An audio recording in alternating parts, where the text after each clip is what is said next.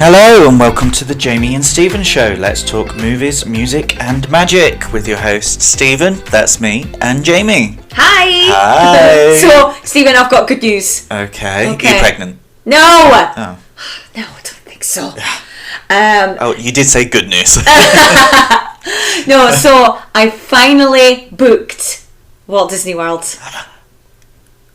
Really? Oh, you went online with the dining plan, didn't you? Yes, I did.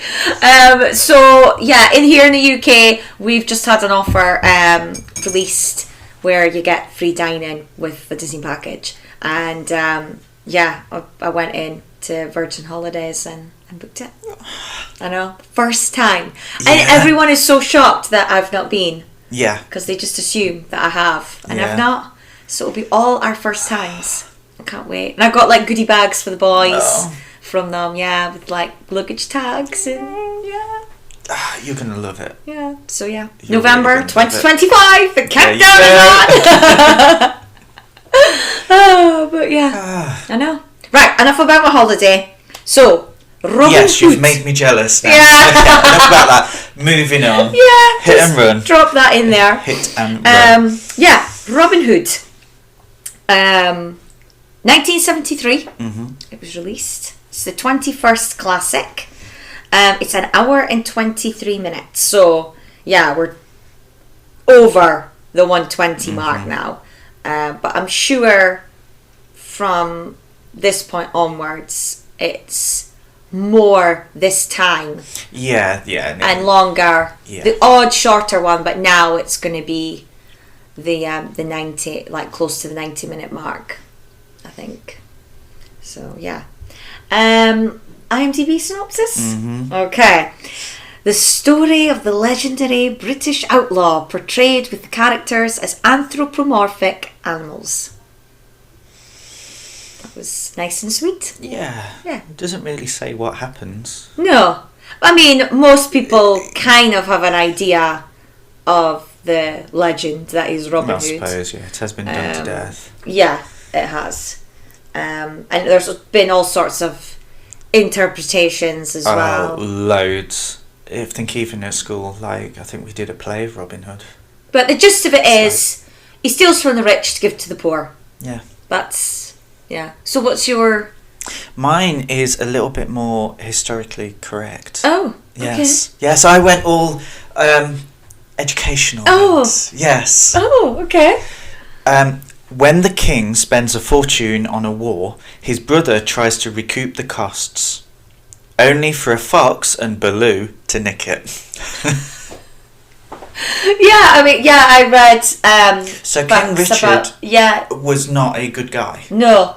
He literally spent a lot of money. All of this money on the Crusades and left it up to his brother, and the only way his brother knew how to recoup the money was tax, and unfortunately just overtaxed. I can't remember what version of the film that I watched a documentary about the history of the legend. No, I think I know what it is.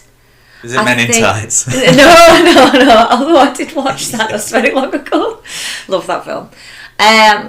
They were doing something to do with in Nottingham a couple of years ago, and there was a whole documentary about the legend. I think it was like a new statue or something, because obviously we're not far from it. Just down the road. And apparently there's no actual facts anywhere that says if this person existed. Mm-hmm. However, they can date back poems. Yeah, they know. So obviously they know it's around this time. This is when the legends kind of come up. There were highwaymen and people who would literally steal from the rich. Yeah. Whether or not they would distribute it, we don't know. No. But there have been people in the past, and even now there are people who have stolen and not used, the ill-gotten gains for themselves. Yeah. They've passed it on. Yeah. And, so whether or not Robin Hood actually is real, there are people that could have been him. Yeah. I guess it's a bit like King Arthur, isn't it? There's no written proof that he existed, albeit he is like a legend, and from poems and tales and stories and so on. Songs, I think, even were written. Right, so it cost $5 million and grossed $33 million. Which doesn't seem a lot. No. I think this is around about that time. I don't think it counts like up till now. No. To be honest, I think of the 60s, 70s and 80s, it's The Jungle Book, The Rescuers and Oliver and Company, Little Mermaid. They're the only ones that made money. Yeah.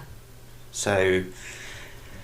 And let's be fair, it's not like it's an original. No.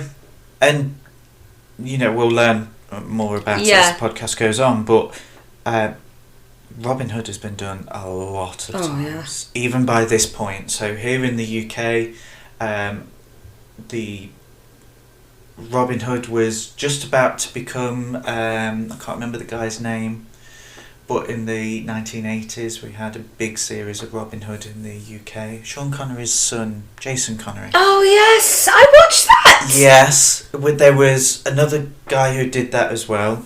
Before then we had Patrick Troughton, the second Doctor. Doctor Who. Okay. He played Robin Hood. We had... Didn't Errol Flynn play him as well? Yeah, we had films, multiple films, and just the whole fairy tale feeling. So if you do ever see anything from around that time, kids programs, even things like Blue Peter and Rainbow and all that, like, they would have all made a version of Robin Hood. Yeah. It was so overdone. It's not one that I think, oh, this is original. No. And because like the general story of stealing from the rich, giving to the poor has been technically done in different other ways, not necessarily using the name Robin Hood, but we've seen that in other sort of stories. Right, so this is produced and directed by Wolfgang Reitherman. And will we get on with the cast? We can do the cast, or I can tell you how where the original concept came from. Okay. Shall I go into that? Yes, Okay. So originally the idea was for Reynard the Fox. So we've talked a lot about folklore and tales. This is another folklore. Not someone I've heard of. No. Although there is a British version, it's mainly told in Europe. So France. Oh, okay. I know we're in Europe, but I mean like the body of Europe. Okay. So France, Germany, Sweden, I think. So, and basically the idea was that this fox was sly. He did bad things, but again, his ill-gotten gains he did for other people. Okay. And he was always kind of hidden in, so the fact that Red Fox was mainly for the British version and the French version, I believe, because red foxes can hide in the woods. Okay.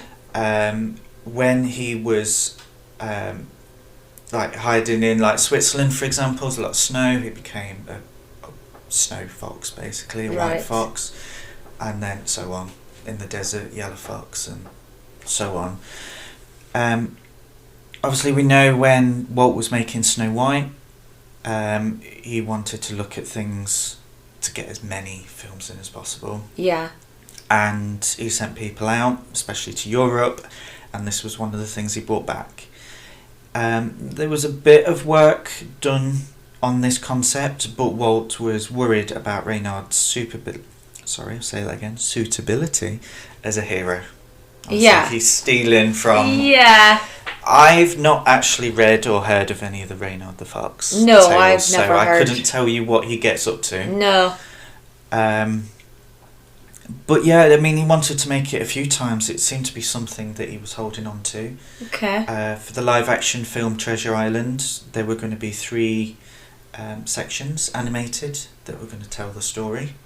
So Long John Silver would tell Jim Hawkins, and that would be what endears Jim Hawkins to Long John Silver. Right. That was scrapped. Then there was going to be a film called, and I have trouble pronouncing it, Chanticleer? Yeah, Chanticleer. Chanticleer. Yeah. Basically, it's an all-animal cast, all Yeah. farmyard animals, and Reynard was going to be the villain. Now, when we've kind of briefly talked about that, you'd said that you know the story of... Chanticleer. Yeah. Yeah, there is a film of it's called Rockadoodle. Okay. It came out in the 90s. I had it on video. Mm-hmm. This in Cats Don't Dance. Yes. And yeah, he's a rooster, a singing rooster, and in the animated film, he is based off of Elvis. So he speaks like Elvis, he looks like Elvis, and yeah, it's fab. Do you know what? I found a Disney link to this, and I can't find it, but maybe in a future podcast, Yeah. I'll be able to pick up that link. Right. Okay. So Rockadoodle, keep it in. Yes. Yeah. Keep it in yeah. there. That film was scrapped anyway by Disney, and you mentioned Sword in the Stone. It was actually Sword in the Stone that took the place. Oh, okay. So all very linked. Yeah. And then at the time of the Aristocats, so there was a story meeting for the Aristocats, and Ken Anderson pitched the Robin Hood idea. And he wanted to do a Robin Hood but in the deep south. Oh. Because he loved working on Song of the South so much that he was like, yeah, we can change it, we can move it over to have, I suppose in a way, a bit more of a Princess and the Frog feel, whether there would be jazz involved or whether it was more Wild West. Or we'll never know. We'll never know, but basically, wary of that reputation. Wolfgang Shame, because that Reitman. would have been good. Yeah, I mean... And it would have made it their own as well. It would have taken the basics of the legend and put it in a relatable environment. Yeah. Whereas, you know, the traditional Robin Hood story, it's not relatable. No.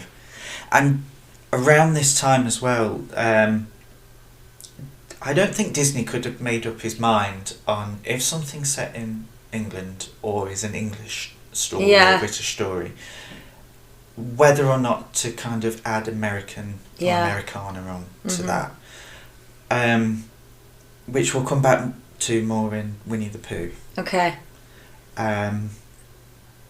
But yeah, Reitman and the board decided, let's stay away from Song of the South. Let's just do what everyone else has done. Yes. Keep it in England. They were a bit worried, basically. Okay. They didn't want to take the risk. No, because of Song of the South. That was instantly, basically, recognised. What we see as wrong with Song of the South was recognised almost instantly from when it was made. Okay. Even during it being made. Right.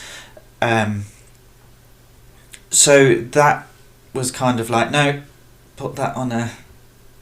Put a pin in it. Put a pin in that one. But yes, basically, Reitman, when it kind of was approved, and Ken Anderson kind of made a bit of work, did some concepts of it, Reitman was basically like, no, in the 1950s, Walt made a TV series, Robin Hood and His Merry Men. Oh. Yes, in England. Oh my god, I did not know this. And you know what, I actually found out, and I didn't know this either, but there is, I'm going to get it wrong, but basically there was a company. Walt Disney had a film company in the UK. Okay. So, Walt Disney British Pictures, I think it was called. Right. And basically it was like, no, we've already done this. Americans will be familiar with this version. We're doing this. Okay. So in this film, you know, we'll go on to a bit more in the cast and things, and I'll keep popping in. Yeah. But when we've spoken in the past about Disney and some of his artists basically not seeing eye to eye, Yeah. I think Rhythman kind of took the place of Disney. Uh-huh. I know him and Ken Anderson were on opposing sides to this. Right, for okay. Robin Hood. Okay. And although it's not one of the last things that Ken Anderson produced, he didn't see this all the way through, I don't think. Right. So he left the project, but not the studio, but just left the project. Right, Yeah. okay. But I'll dip in Okay. with some of the character bits, because there'll be... Yeah. Yes. Bits So in the there. cast, Robin Hood is voiced by Brian Bedford. Now, I've heard the name. So when I checked on IMDb, because I've heard the name from like pop culture references and other things, and I thought I would know something that he'd been in, but I didn't really. No, I mean, he was known as a Shakespearean actor, Yeah. so we probably wouldn't No. So a bit like know Olivier. anything. Yes. Yes. Yes. He was also a recurring character in Cheers. Oh, was he? Yeah, I think he owned the... I've never watched Cheers, but basically I think that he owned the company or owned the brewery that the pub Oh, was okay. part of or something, Yeah. something along those lines. Right. But he also came back in the spin-off Frasier as well. Oh, So that might... so I might have seen him in an episode of that. I didn't watch Frasier like I watched Friends, but I have watched episodes. I don't like Frasier. So don't like my mum that. liked it, so I have seen. So yeah, I could have seen him in that. But yeah, but he wasn't the original. No, there was a few. No, that wasn't who they originally wanted. No. So who have you got down? Well, I have another, but I know that you've got the original cast member for Robin Hood. Yeah, his name is Tommy Steele. Mm-hmm. Again, I thought I knew him from something else, but I think it's just from clips of things that he's been in, but I've not sat and watched anything. But he's in Disney's The Happy Millionaire. Okay. Yeah, and the scene that I think is most memorable is like he's dancing, singing through the street. Very similar to like Singing in the Rain, I think. Except it's not raining, it's daylight. And I can picture him. Exactly the same. Yeah, I can picture him. But yeah, they wanted him, but when he went in to record the lines, they felt his voice didn't sound heroic enough. No. And like, if you go on like YouTube and that or watch clips, like he has a real Cockney accent. Do you know what he sounds a bit like? I know what you're going to say. You're obsessed with saying it. No, him from Hello Mary Dolly. Poppins. Oh,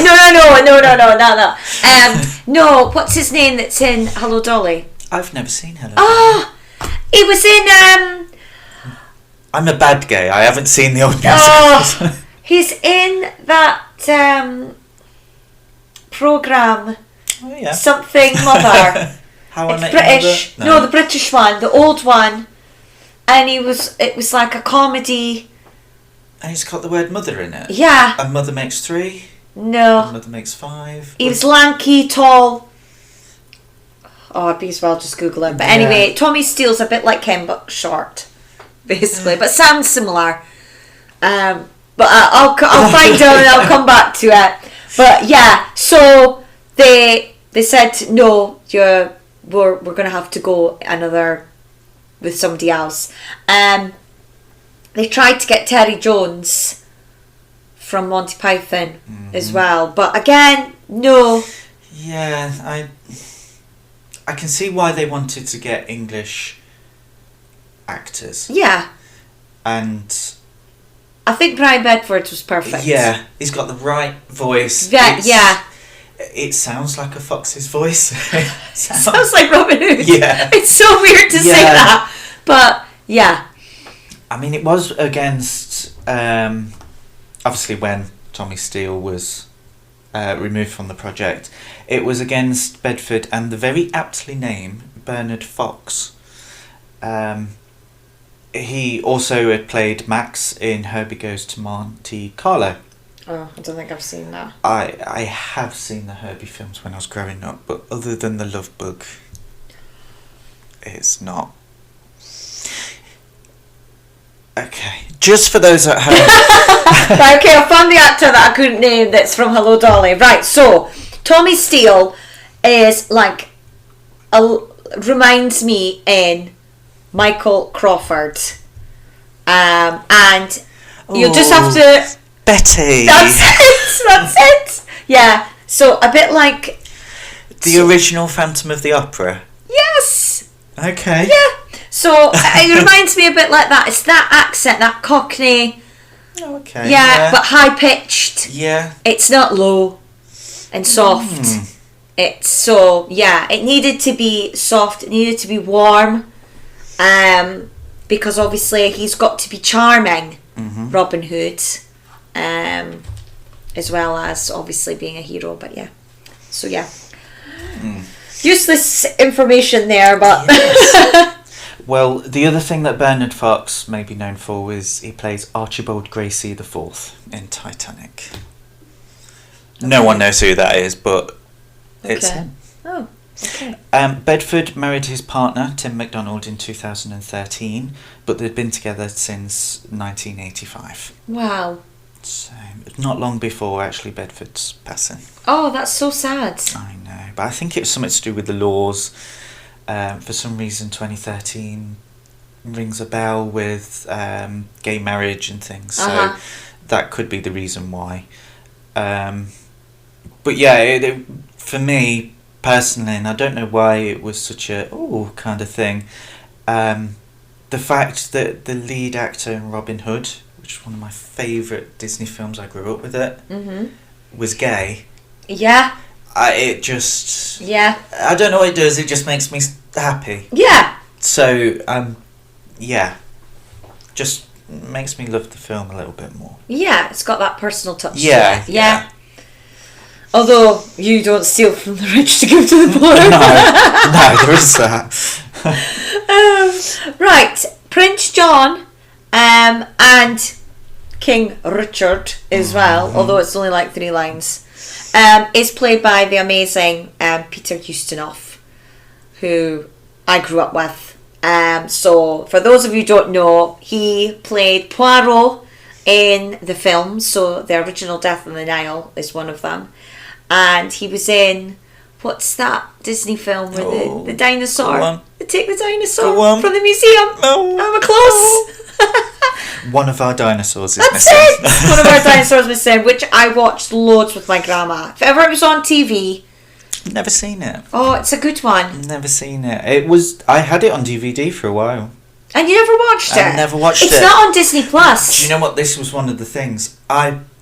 When Disney Plus came, I just got rid of my DVDs. Ugh. Thinking it Thinking would be on it was there, all... No, and it's not. Yeah, that and... Candle Shoe with Jodie Foster. Those 2 I watched a lot as a kid. So if they were on TV, I watched them. But yeah, nobody else could be Prince John. No, again, his voice. Yeah. Belongs to a lion. Yes. And the way that they designed the character, although I couldn't find anywhere that it said they had, but like his eyes are similar to Peter Ustinov's, and even like his whiskers are positioned in a way that's similar to what his moustache would have been. So, and we know that animators do that. Yes. I mean, we mentioned about Shere Khan in the Jungle Book, and we've picked up on... And in his other performances, whether it be Poirot or like the dinosaur... One of our dinosaurs is missing. Yeah, and other things that I've seen him in. He's very like handsy. He's very like... what would you call that? Where he uses his hands. Yeah, I mean, I would call it theatrical, but it's not. Yeah. Maybe maybe a bit campy as well, Yeah. you know, which is common for a lot of British actors at that time, although he's Oh. not British, but Yeah. a lot of actors at that time, 60s, 70s, male actors, there was those like campier ones. Lovey. Love And, it. yeah. No, darling. And and that is definitely animated into Prince John. I mean, when he, like, the way he speaks to Hess, and like it's the hands. For me, it's the laugh. Ha ha! Oh yes. Yes. Yeah. Yes, that is the only way that a lion is going to laugh. Yeah. Sorry, it's like, ha ha. He was also in Logan's Run, Tarka the Otter. He appeared in an episode of The Muppet Show, and he was in Stanley Kubrick's Spartacus. Also for Disney, he was in Blackbeard's Ghost, Oh yeah. which is on Disney Plus, and Disney enjoyed his presence so much on that film that although Disney wasn't involved with Robin Hood, that they were always, what would Walt do?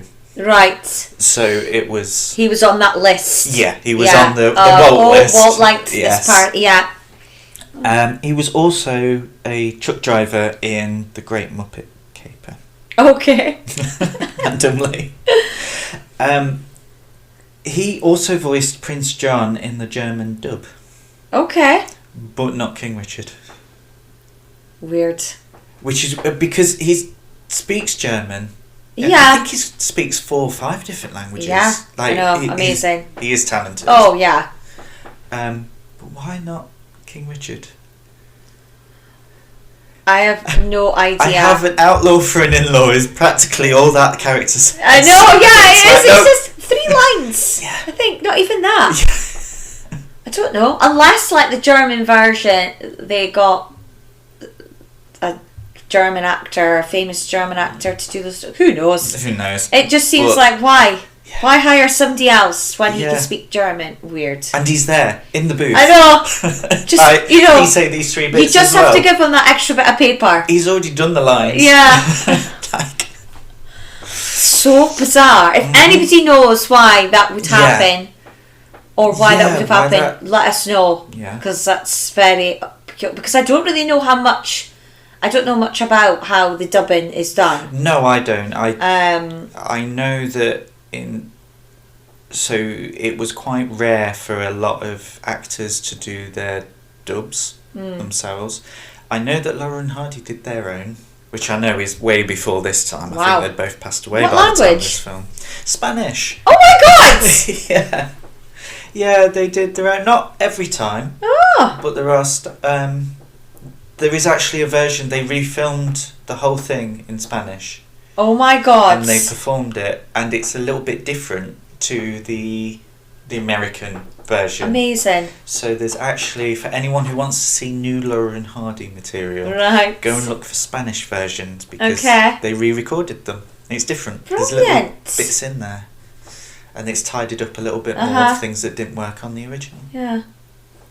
So Wow. yeah, Yeah. So, still doesn't explain this. No, but, no, yeah. no. Okay, so next we have his, well, what would you call his...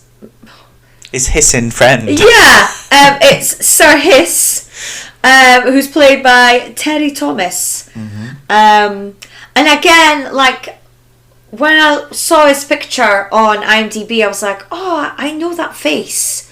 But then when I looked through his film history, I was like, oh, I don't know if I've seen any of this. I think I might have seen School for Scoundrels, because there's similar actors in it from the St. Trinians, and my mum watched that, so it most likely was that. He was in Hound of the Baskervilles as well, but I've not seen that. But another actor where they clearly took things from and added it to the character, because he has a gap tooth, and so does Hiss. And I mean, he has a bit of a sad story, really, does Mr. Thomas. The thing is with him is, today, if you was to say Terry Thomas, you wouldn't know the name. no. However, he inspired so much over the last 100 years near enough of television mainly, and in the UK as well. Okay. So the things that he created for his shows and his performances have inspired comedians, especially Frankie Howard in Up Pompeii. That whole bit where he talks to the camera at the beginning, that is completely taken from what Terry Thomas devised. Oh, right, okay. Morecambe and Wise, a lot of their comedy, again, taken on. There's even comedies from the last, say, 10, 12 years where it's still inspiring that. Okay. Any kind of upper class, villainy kind of person is based on like Terry Thomas. Bowler hat guy. Yes. Yeah, basically. From Meet the Robinsons. Yes. His voice inspired Dick Dastardly. Oh. Yeah. It was and he inspired a lot of things. What makes this ending really sad for him is he contracted Parkinson's. I think his last film role was 1980. And I think by the time this film had been, Robin Hood had come out, he was already diagnosed. Oh, right, okay. Unfortunately, his fortune that he'd made over the many decades before was spent on medical bills, and shortly before his death, he was living in poverty. In 1989, there was a charity gala, which was in his honour, and it raised just enough money so he could live the rest of his life in a nursing home. Oh, wow, that's sad. And again, not a name that people would instantly recognise. No. But if literally just Google, give a bit of a read and see who's been inspired by him. And I guarantee you'll know somebody. You'll know something. Yeah. From Wacky Racist to Sir Hiss, as I say, to Frankie Howard. Yeah. And I think Early Doors as well, but I might be wrong on that. Okay. But a lot. Yeah. And in turn, when they've inspired other things, I know that Ant and Dec take a lot from Morecambe and Wise. Yeah. Again, it's that just train of inspiration inspires to inspire. And so it's such a sad ending, and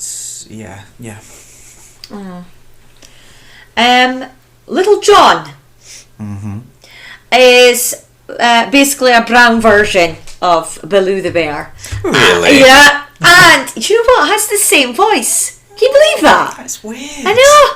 Yeah. Yes, Phil Harris is back, and just basically doing Baloo again. I don't think he does it like he obviously tried to do it more like John Wayne, because that was who originally was going to play. So this is more Phil Harris, the Little John character.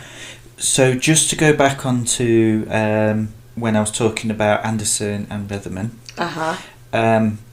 So Anderson had devised a story where it was Robin Hood and his merry men, but Reitherman wanted a buddy feature.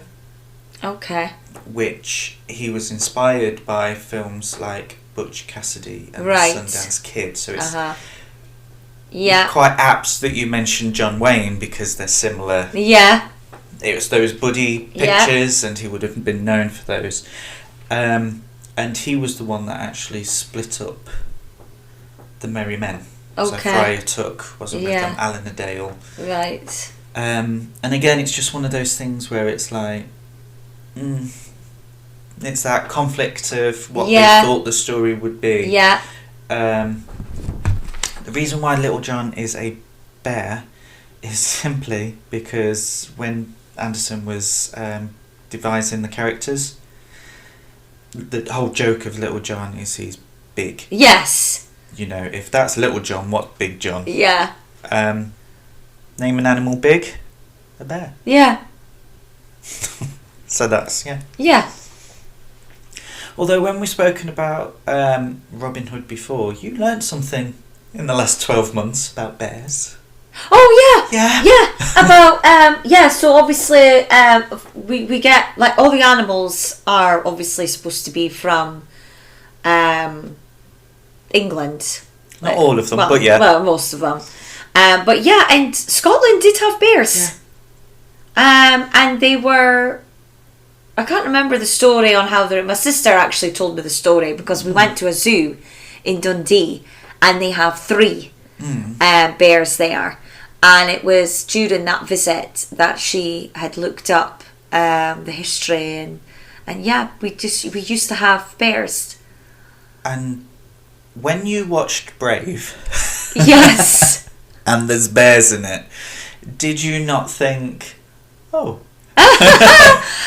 Weirdly enough, no. I just thought it was, it's just typical Disney, you know. Okay. Yeah.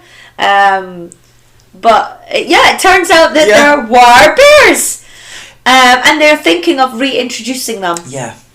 Yeah, that's how I knew that there was bears, that they're thinking. Because they used to keep the amount of deer down. Well, it's circular life. Yes, yeah, they were there for a reason. Yeah. So they might be brought back.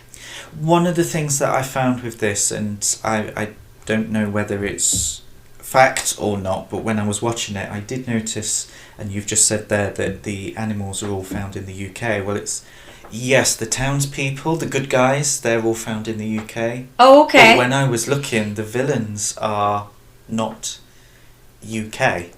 Oh, well, yeah, because a lion. Lions. Yeah. The ones that I'm unsure of are Sir Hiss, because you get snakes. Well, but they're grass snakes. Yeah. He's clearly a python. Yeah. And Sheriff of Nottingham being a wolf. Yeah, I don't know if we've had I wolves. couldn't tell you. I could not tell you that one. Yeah, I know we have wolf fox sanctuaries here in Britain.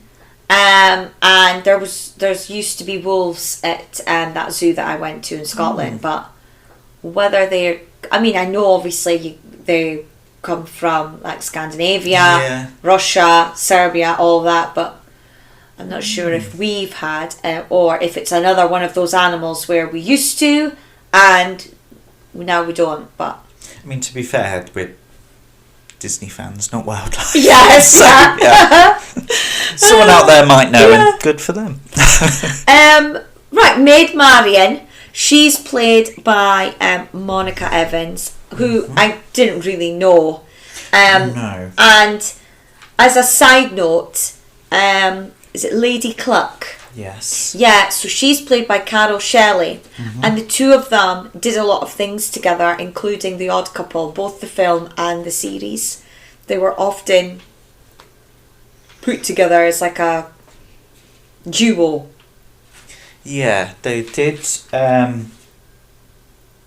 were in The Odd Couple. Yeah. So they were in the original stage. The stage as well. Stage show, and then they played the same characters in the film. Which was Jack Lemmon and Matthew. Oh, that's going to go right out I can't believe it's on the tip of my tongue. Anyway. Yeah, and then the series. And the series as well. I mean, talking about milking a show. Funny enough, John Fiedler, I think I'm pronouncing that right, who is Piglet. Yes! Played Vinny in the film version, The Odd Couple, as well. Oh! And he also was the church mouse, Sexton. Oh, okay. In Robin Hood. Oh! So again, I think as well the ladies that we just mentioned, do they play the geese? 2 geese as well in Aristocats. In the Aristocats, yeah. So outside of each other, Monica Evans, who was Marion, was in a British soap opera called Compact. Never heard of it. No, it ended in the 60s. Okay. For some reason, I think only 1 episode survives. Oh. So, because they wiped TV series in there. Oh. Yeah, so... and Carol Shelley was in Carry On Regardless and Carry On Cabby. Okay. And, just to bring it back to Disney... Okay. She was also one of the Fates in Hercules. Was she? Yeah. Oh my god! And I think she played the same Fate in the TV series as well. That's so good. But yeah, she was definitely in packages. I love how like they keep. It's like as if they've got like an address book. Yeah, a little repertoire. Yeah. Well, that's how they Who used could to we do get it. from back in the day to come back? Well, do you know what? It's kind of how they do it in the UK with repertoire theatre, which is where these two actors would have come from, and Brian Bedford, where it's same cast, playing different characters. Yes. You know, we see it in American Horror Story mainly now. Yeah. And even in Disney film, Pixar. Yeah, they like using the same voices. Yeah. So. Right, the last character I thought we'd mention is the Sheriff of Nottingham. Mm-hmm. And he is played by... Well, I've got other characters to talk about. Oh, okay. Pat Buttram, who is, he's a regular basically, isn't he? Like, we've seen him in the last 3. Yeah. Heard him in the last 3. But this is probably... This, and when we get to Fox in Hand, I would say are his 2 biggest. Yeah. Where he's got the most lines. And it's so funny... Because we've spoken about how, Brian Bedford was perfect as Robin Hood, Peter Ustinov was perfect as... But even though Pat Buttram has done loads of characters, see every character he's played, no one else could have done those characters. No. He just has that voice. He's very good at playing K9. Yes! That's his career. Of course, because he's Napoleon, isn't he? Yeah. There is that. And Chief in Fox and Hound. Yeah. Oh, give a dog a bone. So I have a few other voices there. We've mentioned in the past about J. Pat O'Malley. Yes. In this. Barbara Luddy played the church mouse's wife. Oh, yeah. Who was Lady. Yes. And returns in the next film to play Kanga. She does, yeah, that's right. Weirdly, and I wish I could remember her name, but the, I think it's Anderson. But basically the 2 people who wrote the songs for Frozen, so Let It Go. Lopez. The woman, the wife. Yeah, she plays Kanga. Plays Kanga in the later ones. Yeah. So there's those 2, and then Andy Devine played Friar Tuck. He played... he'd worked with John Wayne. Oh? He'd worked in quite a few of his films as well. And played Santa Claus in the Adam West Batman TV series. Oh my God! But it was most known, in America anyway, as Cornelius the Rooster for the Kellogg's adverts. Oh, wow! So, if you've heard a cock-a-doodle-doo, on top of that, I've got some about Roger Miller, but I think we'll probably go to him a little bit after the songs. Yeah. But one of the kind of character actors doesn't play a big part within this film. He's called Candy Candido, and he plays the crocodile god. And the reason why I wanted to pick him up is because he was the childhood friend of Louis Prima. Oh, right, King Louis. And was actually in his band. Oh, wow. So they were 2 best friends, basically. And talking of Louis Prima, he was so unhappy that he didn't get the role that he paid to get the album of Robin Hood made and then forced Disney to buy it. So, yeah. Candido also played the Angry Apple Tree in The Wizard of Oz. It was one of his first roles. He had a very deep voice. Okay.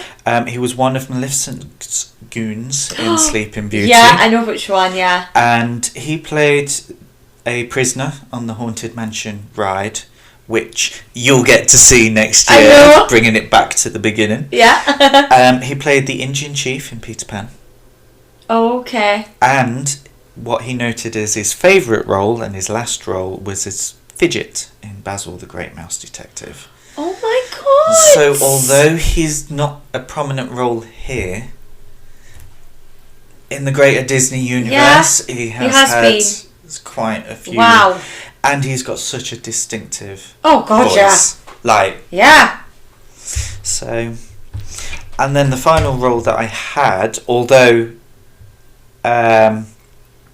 it's Roger Miller, he played Alan Dale. Yeah. Outside of Robin Hood, he was most popular because he sang the song King of the Road. Yes. Now, I don't know if you remember, but there used to be a TV advert. Yes. With the two hedgehogs walking across Yes. King of the Road. Yeah. It was number 1 for a week in the UK. Wow, because of that advert? Or when it was originally released, right, okay. Yeah. He wrote and sang Not in Nottingham, Lally, and the Whistle Stop Song. Yeah. He also was in The Muppet Show, Sesame Street, and Murder, She Wrote. Wow. Yeah, I wrote down that he's won 11 Grammys. So this area, Uh-huh. because he's a country singer, Yeah. and Andy Devine, so Friar Tuck, was a southern western artist. We'd had the link with John Wayne. Yeah. Phil Harris playing John Wayne character. This goes back to the Ken Anderson version of Robin Hood. Okay. Whereas the English-speaking actors and actresses are on the Retherman version. Yeah. And they both just collide. Right. So that's why there is a big mismatch of voices. Yeah. Because, you mentioned Pat Buttram. Yeah. Well, there's no way he's from Nottingham. No. Definitely he was not born and bred there. And definitely Little John was not. Yeah. Little John talks like he's from the 50s. Yeah. He's from 50s America. Yeah. He's there. On that note, would you like to go in? Have you got any facts about the songs? I don't think so.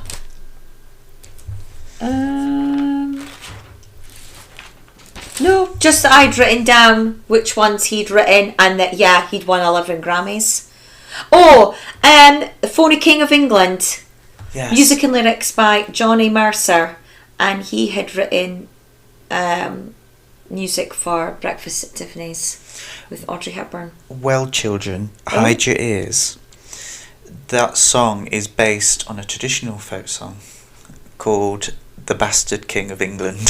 Oh, okay. So it's a rip on that. Right, so replacing the word bastard with phony. Yeah. Right, okay. So, yeah.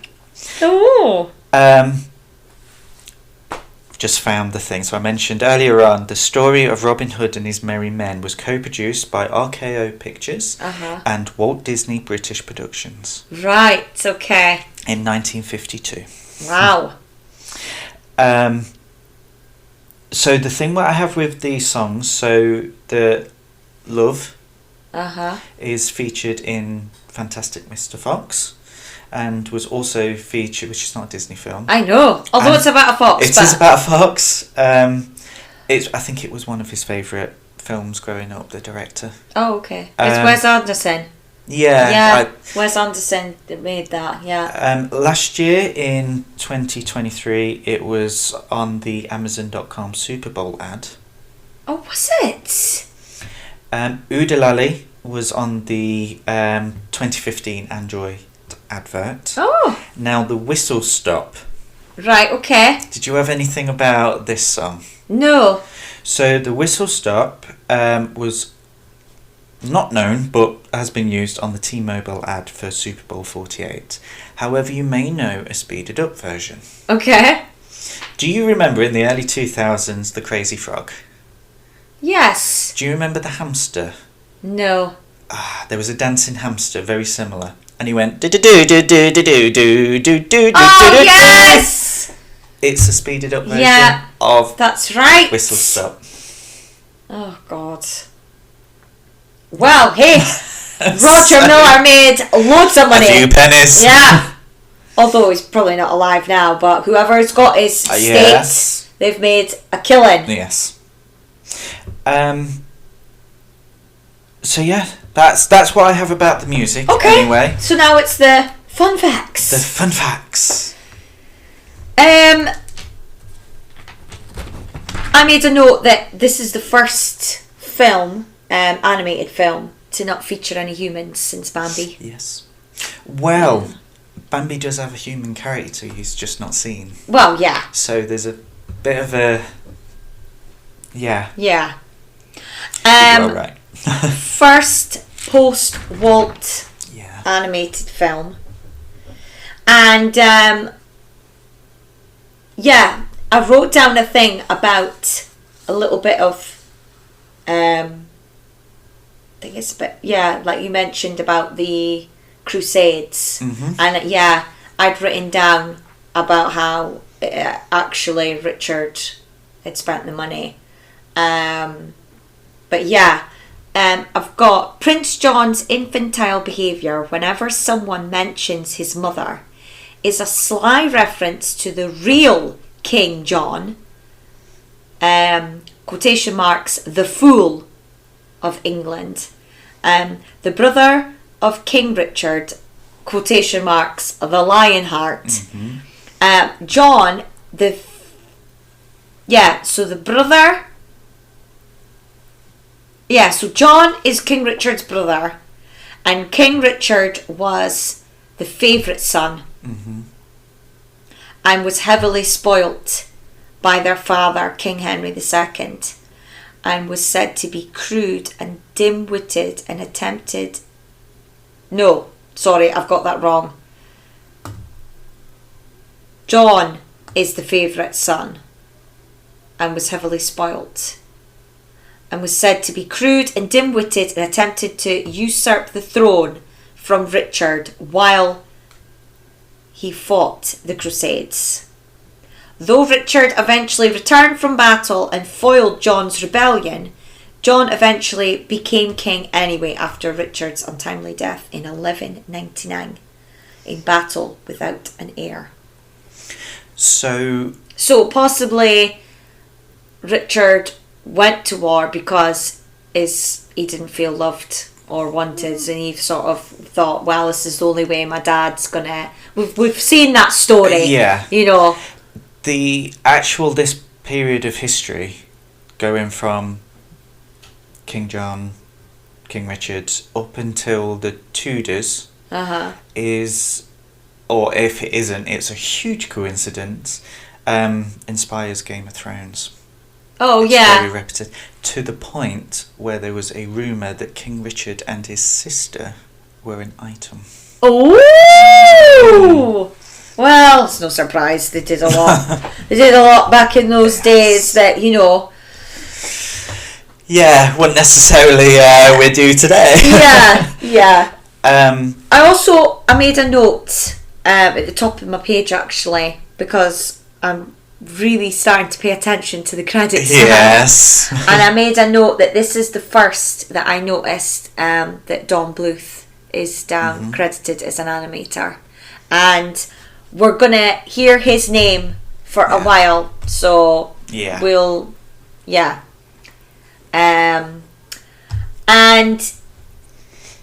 so continuing on with Prince John, in real life, although Prince John was less popular as king than his brother, he did not tax the English people any more heavily than his brother had, though the film suggests this was the case, such as when he tripled taxes following him overhearing the sheriff and Sir Hiss singing The Phony King of England. In fact, it was the King Richard's reign that taxes were significantly increased in order to fund his military campaigns, particularly that of the Third Crusade. However, Richard was more popular with the people and nobles than his brother due to his many military victories, his reputation for fairness, and his image of the Crusader king is what people liked. So we've had a nature lesson. And a history lesson. I know. Well, for me, every day is a school day. Every day is a school day. So a few bits that I have, going back to the Ken Anderson original concept, he wanted to break some of the stereotypes with what is the normal animal stereotypes. Uh-huh. So the Sheriff of Nottingham was originally meant to be a goat, and the Friar Tuck was originally meant to be a pig. However, he feared that he was going to offend the church. Oh, because pigs are considered a little bit less than a badger. Yeah. And this kind of connects in with my other bits, but basically in that original concept, Maid Marian could have been a giraffe. Because that would have gone with a fox. Yeah, that would have happened. And there are images of animals like bears, Scotty dogs, and hippos in Robin Hood's outfit. Oh my god. But these could have been used for the archery scene rather than actual Robin Hood. But there is an image of Robin Hood wearing an eye patch in those concept arts. Oh! So a bit more of a Reynard kind of thing. Okay, yeah.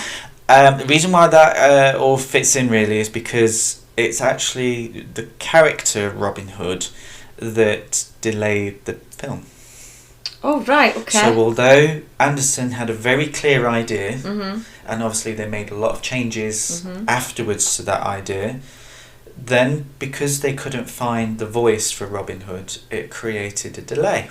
Right. Robin Hood was meant to be released on the 50th anniversary of Disney Studios. Okay. So it had to go out in 1973. Right. So that created a very small production window. Okay. Literally is about 3 years. Which, right. In those days that would have been tight. And you've got to remember that 3 years included Tommy Steele as Robin Hood. Yeah. Because of that, there's a lot of reused animation. Yeah. Which we know in the Phony King of England dance sequence. Yes. We see Snow White being reused as Maid Marian dancing. There's... I think even Duchess dancing. The cats, the cats are reused, from the Aristocats. Yeah, I saw that straight away. And Baloo Little and John. Baloo and King Louis being you, because that's him and Miss Lady Cluck. Lady Cluck, yes. Obviously... I mean, it's like for like, really. Yeah. Well, it is, basically. Yeah, it's just replace the monkey with the chicken. Yeah. Other things that have been reused, and I found this quite nice. Obviously, the Jungle Book, we've got Baloo, basically a bear character. There was no time to design a bear character, so he's just Baloo. Okay. The Vulture Guards, Trigger, Nutsy, they're one of the vultures from the Jungle Book. The one, yeah. Yeah, very similar. Well, no, it is. Oh, it is? They've just animated that character. So instead of a Liverpool accent, he's got... Well, Trigger is voiced by something Lindsay, who voiced Lafayette, who worked with Pat Buttram in the Aristocats. Right. So they came together as another thing. The robe that Prince John wears is the exact same robe as the King Lion wears in Bedknobs and Broomsticks. Oh. And the crown that is on the Prince John puppet during the Phony King of England is also the same crown that King wears in Bedknobs and Broomsticks. And the film didn't just steal from other films. There are multiple shots of the sheriff that has been reused. So a lot of his close-up and his walking is the exact same animation as when he's walking elsewhere. And every time that bunny rabbits laugh, it is the exact same Yeah, I did animation. Notice that. So it's stolen. Characters went on to appear in Mickey's Christmas Carol. Mm-hmm. And the film inspired Byron Howard for Zootopia. Of course. Had to be. Yeah.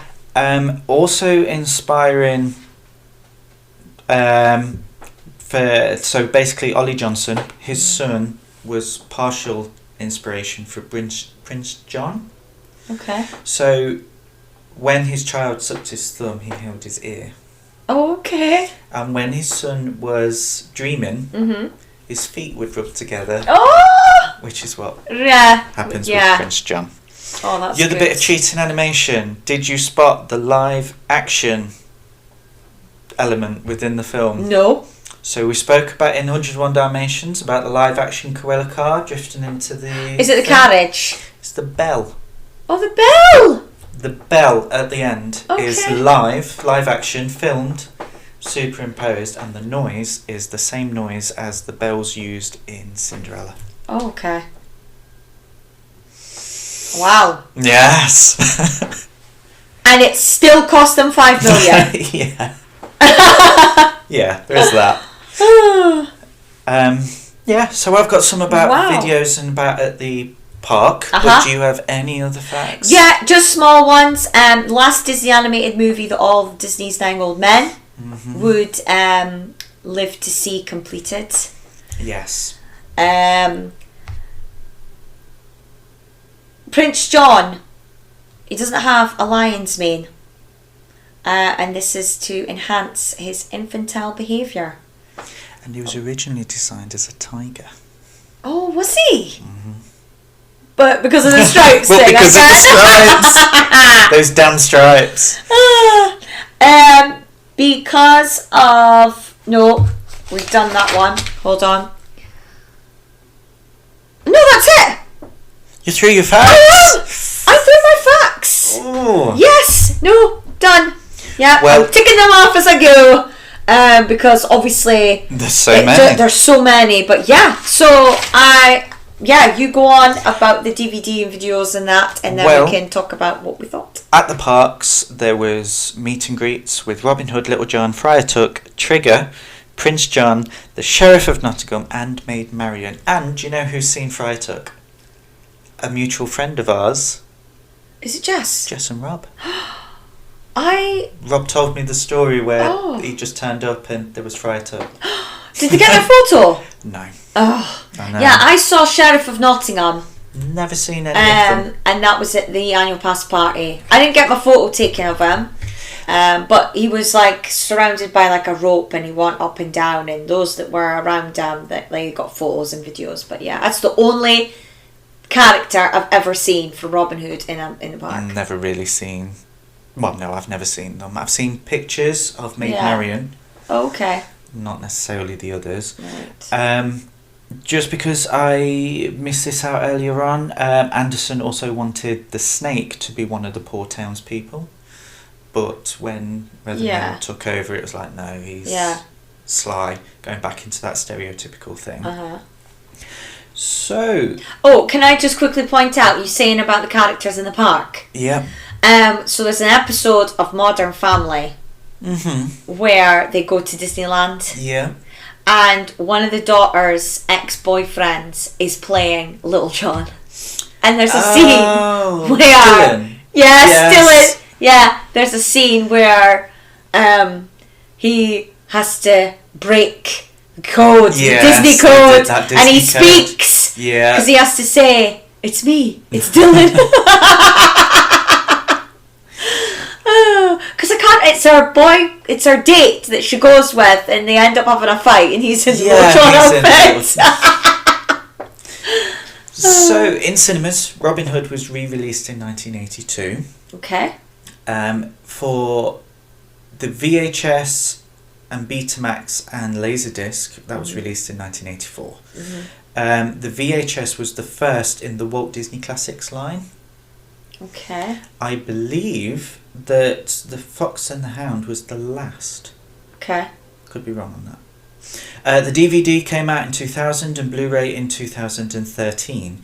Because of it also being available on Disney Plus, it is one of the few, because there's also a CES version.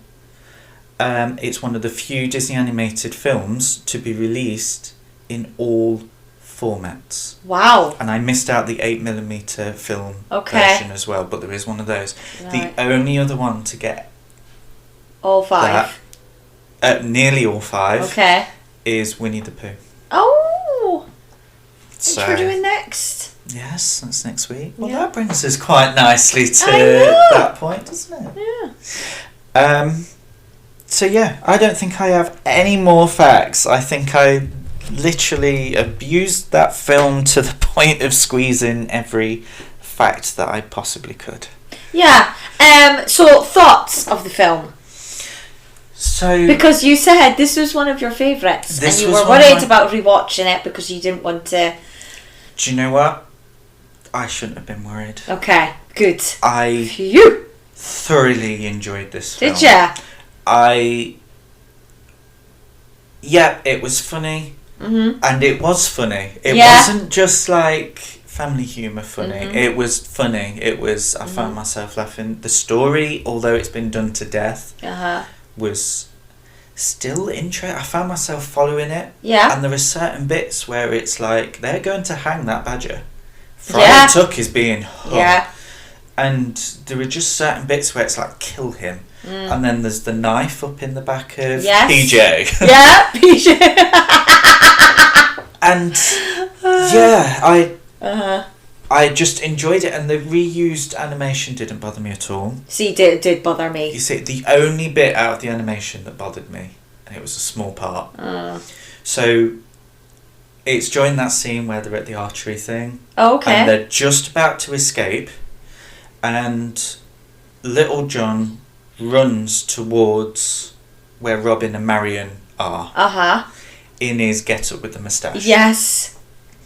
When he runs past and is joined by Robin and Uh-huh. Marion, he's back in his Little John outfit. That was a quick change. Because it's reused animation. Yes. And then, in the next scene, when they get onto the... He's back into his other Yeah. outfit, because I think that's when he grabs Lady Cluck to Yeah. let her escape and Yeah. things. And he's back in The that costume. outfit, yes. Yeah.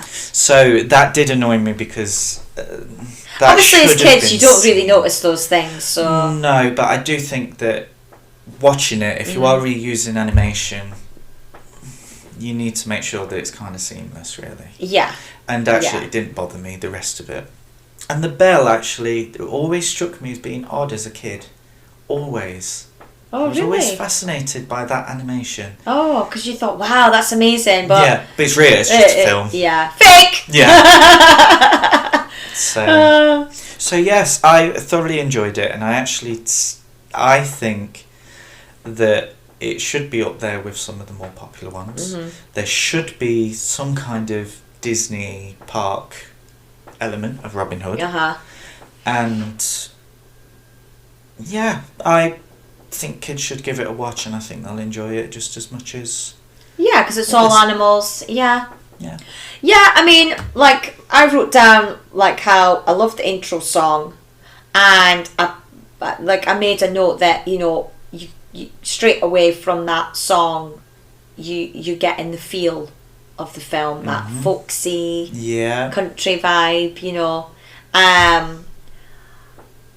But I didn't like that you saw all the characters, because I felt that some of the bits that they used when they were showing you the characters with the names spoiled the film. Yes, I did. Because they gave things away. Oh, I felt... Obviously, I wouldn't have necessarily known that as a kid, but watching it as an adult, yeah, I thought... So, that was a bit of a spoiler for me, now that I'm an adult and watching it.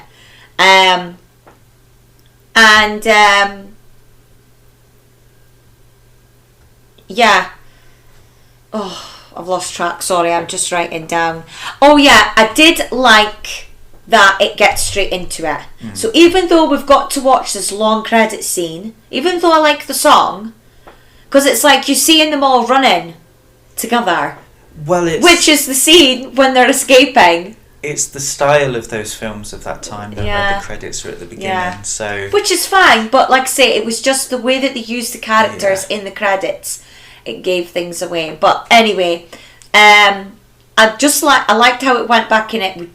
It was straight into the story. We didn't have to get a backstory. Because I think, luckily, I don't know if they necessarily thought this at the time, but watching it now, because there's been so many versions of Robin Hood done, we don't need the backstory. No. And that we see the villain straight away. Like, it was 5 minutes and we see him. And he's a good villain. Like, I like is a him. good villain. You know, like, I was glad he was in it throughout. You know, which, like I said in the Jungle Book, it was so annoying that it took them so long to give us that villain, and he didn't get enough screen time, even though he was a really good villain and we wanted to see more of him. Luckily in this, we did get plenty of... And yet on Threads, he didn't make it past the first round. I know! Yeah. But is he one? Did. I know! And it's weird because I think he's just as memorable.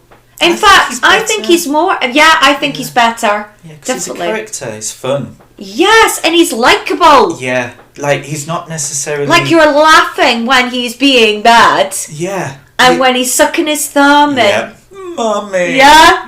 It just... But then that's Peter Houston. Exactly, yeah. He's definitely what makes it. Do you know what you're saying about... Because I made a note of this, about how, you know, it's the change in the costume. Little John's costume. You know, when they're being attacked by the... What are they? The foxes? No, they're wolves. I don't know what they Sheriff's are. men. Yeah, are they're like wolves. just dogs really. Aren't Yeah, they? I think they might be. Or wolves. coyotes. Yeah. Maybe. Anyway, obviously he gets an arrow in his hat. And he takes the arrow out because Little John says, "Oh, you know, that was a close call." Yeah, that one almost had my name. Yeah. And he pulls the arrow out.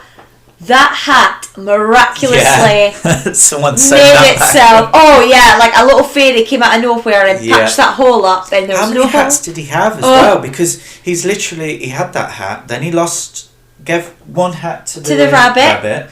Then he lost one hat when he jumped off the castle. Yeah. And it's like... And yet, at the end, when he marries... He's got another one. He's got another one! Yeah. That's where half that money went. I thought the sheriff was really more of a villain than he Prince was John. I think he was originally meant to be the original villain. I mean, those scenes where he's taking the money are just awful. Like... I know. I remember not liking it when I was a kid, but watching it now, it's like and it's terrible. And the thing is, like, they probably were like that in that time. Yeah, you were taxed. It just didn't, and it feels a bit like that now. I was gonna say, I'm constantly saying to Ben, "Oh my God, when it comes, haven't they got enough of our money?" Yes, when it comes to taxes and things, I think there's a quote from a Doctor Who writer, actually. There are two things that are inevitable: death and taxes. Yeah, it is so frustrating. Yeah. Everything you feel like, tax, and so in that sense, nothing's really changed. No. Since, you know, which kind of makes that part of the story very relatable. Yeah. Even now. I think with other versions, although it's about tax and things and taking I don't think money, it focuses on it as much. No, I can't think of another like version. The Kevin Costner version. It's not about the taxes. No. And I keep going back to Maid Marian and Her Merry Men. I watched that as a kid. And I just can't think of anywhere it's about the tax. Where I suppose in the 70s, I couldn't tell you what it was like in America, but here in the UK, we went from very low percent interest rates to 16% within...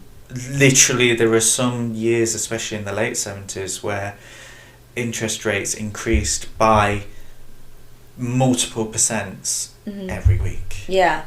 Like, it just went beyond. And to bring this film out at that time, and for it to be in a UK setting, I think it would have done quite well in the UK, to be honest. Yeah, well, it was one of my dad's favourites, again. And that's been The Jungle Book and this. These two were... I'm not really sure where I got my version of this from, but I can tell you now that VHS wasn't in a plastic case. Right. And it did have an ITV. Oh, okay. Yeah, it was probably recorded from so, it. Yeah, probably came on TV. And, yeah. Yeah, the archery scene. I think this is good. And I wrote that down. I really enjoyed that. I like it. Bit. Yeah, I like it in Brave. Like the archery scene, it just brought me back to that. But yeah, I really like the archery scene. I just thought it was all good and funny, and I thought it was clever. But there's going to be it's not going to win any awards for cleverness. But that's why it's clever. Yeah, because it doesn't attempt to. It just attempts to give a good. And the scene story. When they're I wrote down. When they're singing The Phony King of England, Sir Hiss and Sheriff of Nottingham. Sir Hiss even calls him PJ. Yeah. Which I thought was funny. Obviously that's what makes triple the taxes. Well done, Hiss. Well done. But yeah, when they're trying to escape, I mean, that's quite tense. Yeah, at the end I was sat there. I'm going to get out, and I really felt that as a kid. So I tried to get the facts at the same time as watching the film. Oh. I tried to do it all in one go. I stopped at that point. Yeah. Because I was there watching. Yeah. That. You were engrossed. And actually, for me, there's the whole. It's the bit when Robin Hood's trying to get the key from the sheriff. Yes. Jesus, I was sweating. I was like, I don't know what happens. Yeah. I've been watching it for 34 years. Yeah. I know what happens. Yeah. So. Yeah, and I pointed out as well, like the when he's getting the money out of Prince John's room and tying the bags of coins on that. Yeah, I don't know how they're tied on. Oh yeah. Disney magic. And just pixie dust. Yes. But that is so funny. Yeah. And the fact that, like, you're seeing how he behaves when he's asleep. Yes, and the tongue tickling his feet. Very good. Yeah, well, that's Ollie Johnson. Yeah. That whole, because Prince John is Ollie Johnson's. Yeah. Like, he took a lot of that. Did you notice the music? I pointed this out and I thought, this sounds really similar. So the music, when he's trying to... So he's obviously, the bag of coins are all done. And now obviously Prince John's woken up and he's trying to escape and the castle's starting to go on fire. I thought the music was very, very similar to when Prince Philip's fighting Maleficent. Could have been reused. Yeah, it was so similar. Yeah, it could have been reused. There's, as we know, a lot was reused. Well, now that you've mentioned how much, it wouldn't surprise me if that was reused. They went back to the sound for Cinderella for the bells at the end, so... Yeah, it could have been. Yeah. So what was your score? 4 out of 5. Wow. And I think... This is my second 4. Yeah, I think it is your second 4. Lady and the Tramp was my first. Yeah. And this is my second 4. Or was it Jungle Book a 4? 3.5. No, it was 3.5. Yeah, I gave this a 3.5. Just because the reuse, the amount that was reused, I really noticed it this time, and it did spoil it for me. Plus, as well, I felt there was a couple of scenes that just slightly dragged a bit. Oh no, I didn't get any of that. I enjoyed every moment, and the only reason why it's not a 5 out of 5 for me is the songs. Yeah, like I'm not gonna play those songs. No, and it's such a shame because, as I say, it's my favourite. Yeah, one of my favourites. They're fun in the film. Yeah, but I'm not gonna I'm not even going to put it in the playlist. Ooda Lally was one of the first Disney songs that I think I knew all the words to. Oh, was it? So, and on that note, yes. Let us know your thoughts on Robin Hood. Is it one of your favourites? On Threads. And did you think it was unfair that Prince John did not get past round 1 of our villains? Yeah, that was unfair. It was unfair. It was unfair. Yeah, viewers, debate. Yeah. Sorry, listeners, not viewers. Yeah. Listeners, debate. Camera. So, yeah, next week it's Winnie the Pooh. Yeah, I'm really looking forward to this one. You can't say Winnie the Pooh without doing the at the end. I do it to Jacob all the time. Yeah, that's the thing. Yeah. Right. Bye. Bye.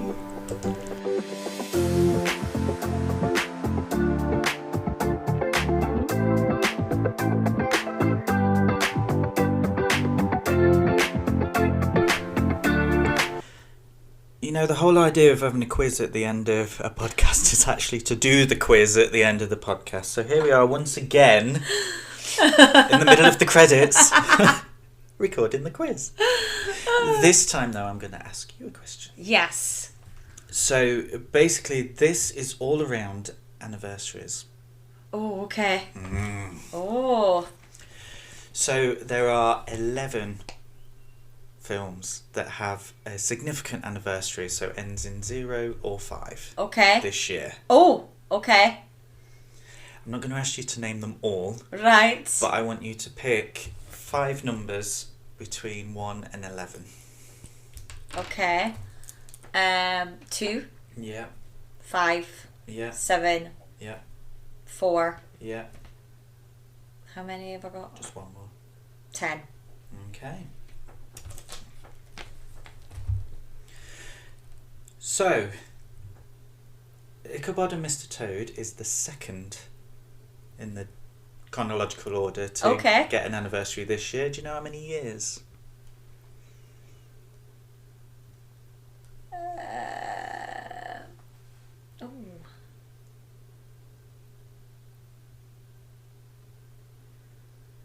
Oh, right. So 1949. So that'll be.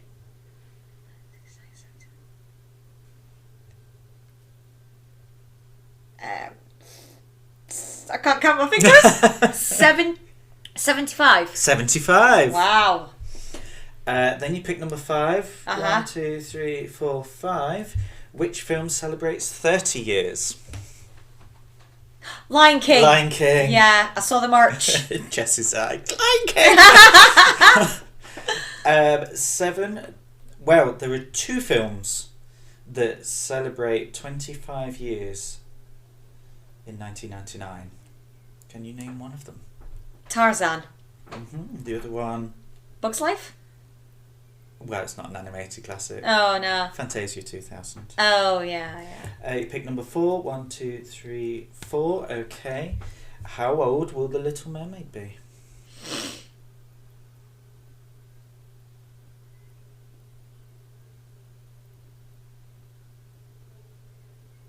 Is it 35? 35. Oh, my God. Yes. Oh, yeah, same age as you. Yeah. No, sorry, it's a year older. It's a year older. Give me a minute. Forget. It's my sister. Same age as my sister. 2, 3, 4, 5, 6, 7, 8, 9, 10. So in 2014, 10 years ago, what was released?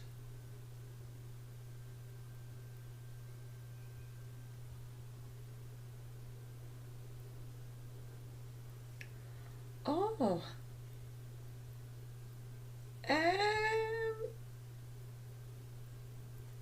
Was it Wreck-It Ralph? No. Oh! Big Hero 6. Oh, that's why. Yeah. That's not really my favourite. So yeah. Okay. You were alright. Yeah, it's alright, yeah. The others, 3 Caballeros celebrates 80 years. Oh, I can't wait to see that tree ornament. Sleeping Beauty is 65 years. Yes. Because you mentioned. Because my mum's 65, yeah, as well this year. Mentioned Tarzan Fantasia 2000 being 25 years. 20 years is Home on the Range. 15 years, and this kills me inside, is Princess and the Frog. And Frozen 2 is 5 years ago. Wow. So we went to go see it at the cinema. I know. That was 5 5 years ago. We have had COVID since then. Yeah, that's crazy. Also celebrating 60 years is Mary Poppins. Yes, that's right. So yeah. Oh, that was a good one. Well done, you. And on that note, we'll see you next. We will say goodbye. Yes. Bye. Bye.